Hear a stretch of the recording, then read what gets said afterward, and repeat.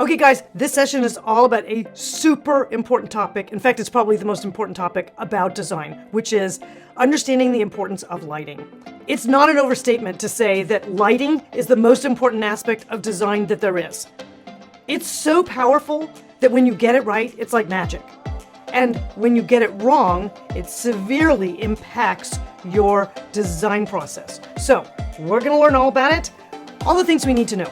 There's a lot out there, but we're just gonna dial it into the details that we're talking about when we're in the design process.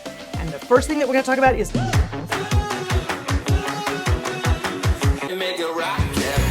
LED lights, because that's what virtually the world has gone to at this point. So I'm not gonna bore you with the details of how LEDs emit light and all the rest of that. There's really only two important factors you consider when you're working on a design project about an LED light, and that is, what is its color and what is its brightness? Those are two independent elements. So color, we call kelvins, and brightness is more or less lumens. Some folks around the world use lux. All right, so now most lighting products that are the actual light bulb, okay, come in a range of color temperatures and varying hues of different shades of white, all right? Now, CCT, which is short for correlated color temperature, is a term that a lot of the manufacturers use to describe how relatively yellow or blue the light appears. You'll hear those labels applied as warm, which is yellow, or cool, which is more or less the blue end of the spectrum. That's because the light temperature that's measured in kelvins goes from 1,000 to 10,000. You can see on this chart here that the 1,000 is very, very yellow. It looks like a really stuffy candle, all right? And then the 10,000 is, I don't know where people would use that, maybe in operating theaters of hospitals, I'm not quite sure, because it's an incredibly blue light. So it's still considered within the daylight spectrum of Kelvin levels, but it's way up there, and I have to say, I've never used a bulb ever that would have 10,000 in a residence. So understand that we're gonna be working on the lower end of the Kelvin spectrum. Let me give you an example. You can kind of see 2200 to 2700. These are kind of a warm light, sort of on the yellowish side.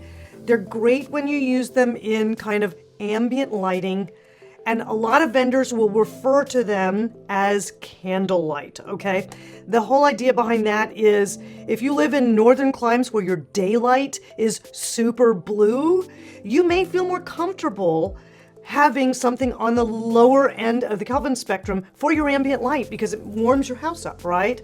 If you're in the tropics, it may be the opposite. Okay, so when you kind of start to move up the scale a little bit, 3,000, 3,200, this is what's called a soft white light, and it's perfect in my opinion.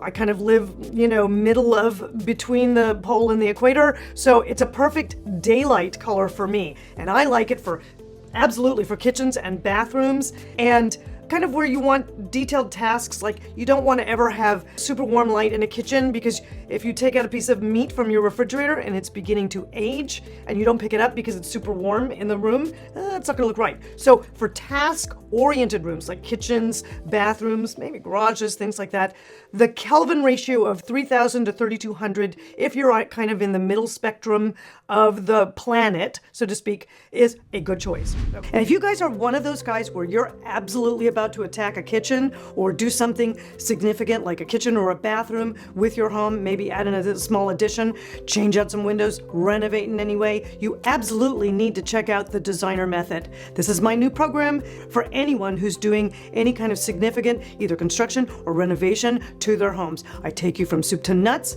There's a link down below that'll give you more information on it. So check out the link down below. It's definitely in the description, but it's also right here. And I hope I see you there.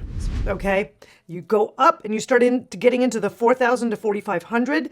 It's a little cooler or bluer light, and you could use that in maybe workspaces, garages, home gyms if you wanted to do it. Or if you live in the tropics, that may be a more comfortable color for you for lighting, okay? Now, once you get above 5,000, I have never even specified an LED light for any residential project that was 5,000 or even higher. So I don't know where that would be used. I think it's probably used mostly in commercial applications. All right, CRI, which stands for color rendering index, is another number that you're going to actually see on a light bulb, okay? The higher that number is, and the scale goes from 1 to 100, the better the color rendering accuracy is, okay? So when we're talking about color rendering, we're talking about kelvins. So if the bulb is labeled at 2200 and it has above a 90% CRI, it is 2200. That is the Kelvin coloration, okay? Now, there is a difference in LED bulb price points, okay? There's a reason for that, because cheaper bulbs have kind of lower CRI ratios, which means the diodes aren't as strong, they aren't quite as accurate to the kelvins. And you can see that. You can go in and buy a bulb for, $5, $6, $7 at a big box store or something, and that's going to be a bulb that might last you accurately at the right color for, 5 years, something like that. But you go buy a bulb, say you've got 10-foot ceilings or 12-foot ceilings, you want to buy bulbs that are maybe more expensive, like maybe in the $12 to $17 range, because you do not want to have to get up on a scaffold and change that bulb for the next decade. So you want to buy an expensive bulb that has a 90 plus CRI for the Kelvin that you want. Now you're probably going to have to repeat this part of the video again because it's a little bit technical, but that's how you want to judge sort of color usage. Most ambient light bulbs that you're going to be using in your space are kind of these are the generalized lighting. You're going to probably lean, depending on where you are in the world, your ambient lighting may run 3,200 to about 4,000, something like that. Test out color ranges and decide on any final temperature, and I'm going to tell you how to do that in a minute, way before you begin to make final materials selections. Why is that?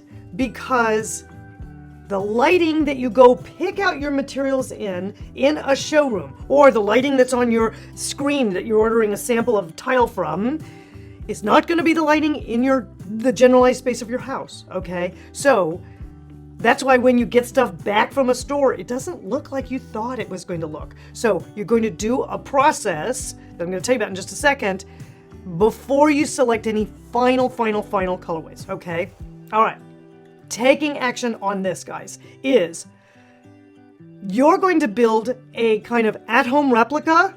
It's not hard, but you're going to build an at-home replica of what designers have in our offices, which are big, commercial light boxes where I can dial in any kind of halogen, LED, blah, blah, blah, all the rest of these kinds of things, but they're very expensive. So I'm going to give you a home version of this that works absolutely perfectly, and we call it a light box. And it's in the resources down below. So here's your action item, which is you want to scoot down to the resources now, kind of before you go any further, and at least review the document called How to Build a Light Box, all right? Then you're going to need to order an item, and you're going to need to be able to kind of figure out how you're going to enclose the lighting so that you use it. And if you've got white foam core at your advantage, or if you've got cardboard that you can put white paper over, it's fine. All of that works. But you'll understand it when you read the resource thing. And then you'll have a working tool that you're going to use for all of your final finish and materials selections for your home that's going to give you a replication of exactly what you're going to get when you're in the space.